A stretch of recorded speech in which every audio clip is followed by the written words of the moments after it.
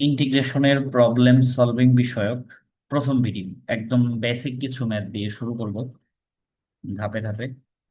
তো প্রথম ম্যাথটা যেটা আছে সেটা দিয়ে শুরু করলে আমরা দেখতে পাচ্ছি 2x প্লাস 5x⁴। এটা একটা অ্যালজেব্রিক ফাংশন। অ্যালজেব্রিক ফাংশনের অন্তরীকরণে হতো পাওয়ার কমে যেত, এবং পাওয়ারটা সামনে চলে আসতো। ইন্টিগ্রেশন তার বিপরীত, পাওয়ার একটা বেড়ে যাবে এবং সেই বর্ধিত পাওয়ার দিয়ে ভাগ হবে। কিরকম? প্রথম যেটা আছে, টু কনস্ট্যান্ট, এই টু এর জায়গায় টু থাকবে, তার কোনো কাজ নেই এখানে, যেহেতু ডিএক্স থাকার মানে হচ্ছে আমাকে বলছে এক্স এর সাপেক্ষে অন্তরীকরণ করতে, এক্স ছাড়া বাকি সবাই কনস্ট্যান্ট। তো এক্স এর পাওয়ার একটা বেড়ে যাবে, এখানে এক্স এর পাওয়ার আছে 1, বেড়ে হবে 2, আবার সেই 2 দিয়ে ভাগ হবে, এরকম। একইভাবে পাশেরটা আছে 5, কনস্ট্যান্ট থাকবে, x⁴ আছে, এক্স এর পাওয়ার বেড়ে হবে x⁵, এবং ওই 5 দিয়ে আবার ভাগ হবে, আর একটা কনস্ট্যান্ট সি আসবে। সেক্ষেত্রে এখন করা যায়, এটাই আমাদের অ্যান্সার, তবে আরেকটু সিম্পলিফাই করা যায়। 2 আর 2 কেটে দেওয়া যায়, 5 আর 5 কেটে দেওয়া যায়, সেক্ষেত্রে আসে এরকম। তাহলে প্রথমটার অ্যান্সার এটাই। দ্বিতীয় যে ম্যাথটা আছে সেখানে গুণাকারে আবার 1/x কে দিয়ে দেওয়া হয়েছে, তাহলে আমরা গুণ করে দিই প্রথমে। এটা দিয়ে যখন এক্স কে গুণ করবো, এক্স আর এক্স কেটে যাবে, কেটে গিয়ে হবে 1, এবং যখন ওই 1/x গুণ করবো আসবে 1/x², যেটাকে এভাবে লেখা যায় x⁻²। এখন আমরা যদি ইন্টিগ্রেশন করি তাহলে 1 এর ইন্টিগ্রেশন হচ্ছে এক্স। কিভাবে আসে এই এক্স? 1 মানে কি আসলে x⁻0।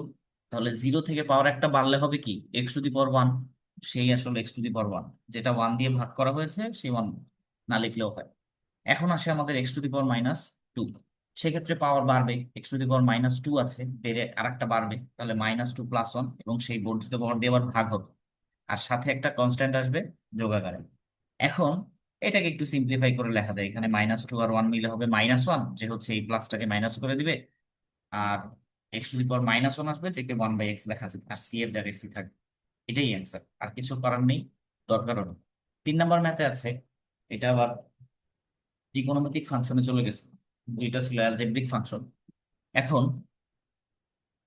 এটা কি কি করা যায়? প্রথম টার্গেট হচ্ছে আমার এই যে রুট আছে, রুটকে তাড়াইতে হবে। রুট থাকলে আমি কিছু করতে পারি না, কারণ রুট তো এমনি এমনি সরবে না। তাহলে এই 1 - cos 2x দিয়ে কিছু ভাবা যায় কিনা? যেহেতু এটা ত্রিকোণমিতি, আমরা এই দুইটা ফর্মুলা জানি এরকম, যে 1 - cos 2θ ফর্মুলা হচ্ছে 2 cos²θ, আর 1 - cos 2θ হচ্ছে 2 sin²θ। প্লাস থাকলে কস, মাইনাস থাকলে সাইন। এখানে যেহেতু 1 - cos 2θ আছে, তাহলে এই নিচের ফর্মুলাটা ফেলা যায়। নিচের ফর্মুলা ফেললে এরকম আসবে, যে 2 sin²x। এখন এখানে আছে 2, 2 এর উপর রুট, সেটা একটা কনস্ট্যান্ট। যেহেতু আমাকে ডিএক্স মানে এক্স এর সাপেক্ষে ইন্টিগ্রেশন করতে বলছে, এই রুটটাকে বাইরে লিখবো, আর সাইনের উপর যে রুট আছে, স্কোয়ার আছে, তারা কাটাকাটি গিয়ে শুধু সাইন এক্স থাকবে, এরকম, যে রুটটা বাইরে চলে আসলো, সাইন এক্স থাকলো। এখন সাইন এক্স কে ইন্টিগ্রেশন করতে হবে, যেটা আমরা খুব ইজিলি জানি, যে সাইন এক্স কে ইন্টিগ্রেশন করলে হয় -cos x, আর cos x কে ইন্টিগ্রেশন করলে হয় সাইন এক্স। অন্তরীকরণ, ডিফারেন্সিয়েশনে কিন্তু উল্টা ছিল, মানে সাইন কে করলে শুধু কস এক্স আসতো, আর কস কে করলে -sin x আসতো। ইন্টিগ্রেশন একটু উল্টা, সাইন কে করলে হয় -cos x, আর কস কে করলে হয় কি সাইন এক্স। ধীরে ধীরে মনে রাখতে হবে, অনেক অনেক ম্যাথ প্র্যাকটিস করলে এগুলো আয়ত্তে চলে আসবে। তাহলে এই এখন সাইন এক্স এর ইন্টিগ্রেশন হচ্ছে -cos x, তাহলে মাইনাসটা সামনে দিয়ে দেওয়া যায়, cos x + c। এ হচ্ছে 3 নম্বর ম্যাথ। 4 নম্বরটা ছিল এরকম। এখন আছে 1 - sin 2x। আগের অঙ্কের মতো মনে হলেও আমরা যে দুইটা সূত্র জানি সেটা কজের ক্ষেত্রে জানি, এরকম সাইন থাকলে কিন্তু জানি না, তাহলে ওই দিকে যাওয়া যাচ্ছে না। কিন্তু কি করা যায়, আর একটা কাজ করা যায়, এভাবে লেখা যায়, যে 1 এর পরিবর্তে আমি লিখলাম sin² x + cos²x, আর sin 2x এর পরিবর্তে লিখলাম 2 sin x cos x। এতে আমার লাভ যেটা হলো, ভিতরে রুটের ভিতরে এখন a - b² এর সূত্র পড়ে গেছে। সূত্রটা তাহলে দেখতে এরকম হবে, যে sin x - cos x² এই হোল স্কোয়ারের সাথে এখন আমার স্কোয়ার রুট কাটা যাবে, তো রুট চলে গেলেই তো আমার ইন্টিগ্রেশন করতে সুবিধা হয়।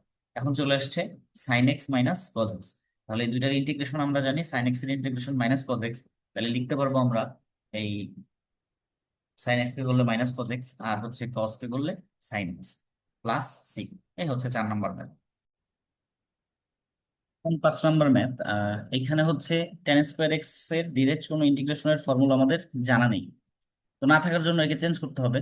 একে চেঞ্জ করার জন্য আমরা ত্রিকোণমিতিতে দুইটা ফর্মুলা এরকম জানি, যে sec² - tan² = 1, নিচে একটা আছে cosec² - cot² = 1। নিচেরটা এখন লাগছে না, উপরে হচ্ছে তাহলে আমি টেন স্কোয়ার এক্স এর পরিবর্তে কি লিখতে পারি? টেন স্কোয়ার এক্স এর পাশে লিখলে হয় sec square x minus one. তাহলে টেন স্কোয়ার এক্স কি লিখতে পারি? Sec square x minus one লিখলাম। এখন কিন্তু এর ইন্টিগ্রেশন আমি করতে পারি। আমরা ইন্টিগ্রেশনের ফর্মুলা থেকে জানি যে সেক স্কোয়ার এক্স এর ইন্টিগ্রেশন হচ্ছে টেন এক্স প্লাস সি, আর কোসেক স্কোয়ার এক্স এর ইন্টিগ্রেশন হচ্ছে মাইনাস কট এক্স প্লাস। তো আমার যেহেতু উপরেরটাই যথেষ্ট আপাতত, তাহলে এই সেক স্কোয়ার কে ইন্টিগ্রেশন করলে হবে টেন এক্স, আর ওয়ান কে ইন্টিগ্রেশন করলে হবে এক্স, আর সি একটা কনস্ট্যান্ট আসবে। এই হচ্ছে 5 নম্বর। 6 নম্বর আমাদের ছিল এরকম যে এটা আছে। এখন এটাকে তো ভগ্নাংশ আকারে আছে, এরকম ফর্মুলাও আমাদের জানা নেই। এই ভগ্নাংশটাকে রিমুভ করতে হবে, এমন কিছু আনতে হবে যার ইন্টিগ্রেশনের ফর্মুলা আমি জানি।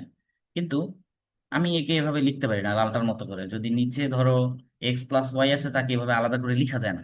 উপরে থাকলে কিন্তু লিখা যেত যে এখানে one by one one by sine x আমি লিখতে পারি না, এরকম লালটার মতো করে লিখা যায় না। কিন্তু উল্টা থাকলে লিখা যেত। এটা যদি উপরে থাকতো এই যে সবুজটার মতো, তাহলে কিন্তু সুন্দর আলাদা করে দেওয়া যেত। তো এখন এরকম ভগ্নাংশের ক্ষেত্রে এই ফরম্যাটটা মোটামুটি সেম ম্যাথমেটিক্স এর যে শাখায় গিয়ে করি। এই যে ওয়ান প্লাস সাইন এক্স আছে, তো ওয়ান মাইনাস সাইন এক্স দিয়ে উপরে নিচে গুণ করবো। তো ওয়ান মাইনাস সাইন এক্স উপরে নিচে গুণ করলাম। এতে হলো কি, নিচে আমার এ স্কোয়ার মাইনাস বি স্কোয়ার এর ফর্মুলা পড়লো। তাহলে এ স্কোয়ার মাইনাস বি স্কোয়ার মানে হচ্ছে হবে ওয়ান মাইনাস সাইন স্কোয়ার। এখন ওয়ান মাইনাস সাইন স্কোয়ার মানে কিন্তু আমরা জানি কজ স্কোয়ার, উপরে যা আছে থাকবে। তাহলে সেটা হলো কজ স্কোয়ার। এখন কিন্তু আলাদা করে দেওয়া যায়, একটু আগে যেভাবে দেখালাম ভগ্নাংশকে আলাদা করতে পারি যেভাবে, যে ওয়ান বাই কজ স্কোয়ার লিখলাম আর সাইন বাই কজ স্কোয়ার লিখলাম। তাহলে ওয়ান বাই কজ স্কোয়ার কে লেখা যায় হচ্ছে সেক স্কোয়ার। যে সেক স্কোয়ার ইন্টিগ্রেশন আমাদের জানা, তাহলে এটা চিন্তামুক্ত। আর এইখানে sine x by cos square x আছে, তো এটাকে লেখা যায় ওয়ান বাই কজ এক্স আর sine x by cos x, যেহেতু নিচে কজ স্কোয়ার এক্স ছিল। তো লিখলে এখন ওয়ান বাই কজ মানে সেক, আর সাইন বাই কজ মানে হচ্ছে কি টেন। তাহলে এই আসলো আর কি। এখন এই দুইটারই ইন্টিগ্রেশনের ফর্মুলা আমাদের জানা, যাতে সহজে ইন্টিগ্রেশন করা যাবে। যেমন সেক স্কোয়ারের ইন্টিগ্রেশন দেখলাম টেন এক্স, ওই যে উপরের সূত্র থেকে।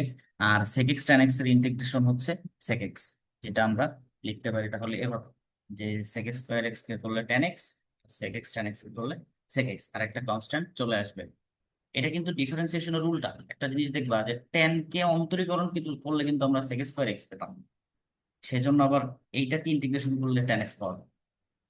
যোগজীকরণ, ডিফারেন্সিয়েশন ইন্টিগ্রেশন আর একটা আরেকটা উল্টা। তাহলে এই এই জোড়ায় জোড়ায় লিখে দিলাম যাতে ফর্মুলাগুলো আয়ত্ত করতে সুবিধা হয়। এরপর আসি 7 নম্বর ম্যাথ। ওইটাও অলমোস্ট সেম, শুধু ওয়ান মাইনাস সাইন এক্স আছে। তো তো এটাকে আমি উল্টা করে লিখবো, যে সাথে উল্টা করে লিখবো বলতে ওয়ান প্লাস সাইন এক্স দিয়ে উপরে নিচে গুণ করবো।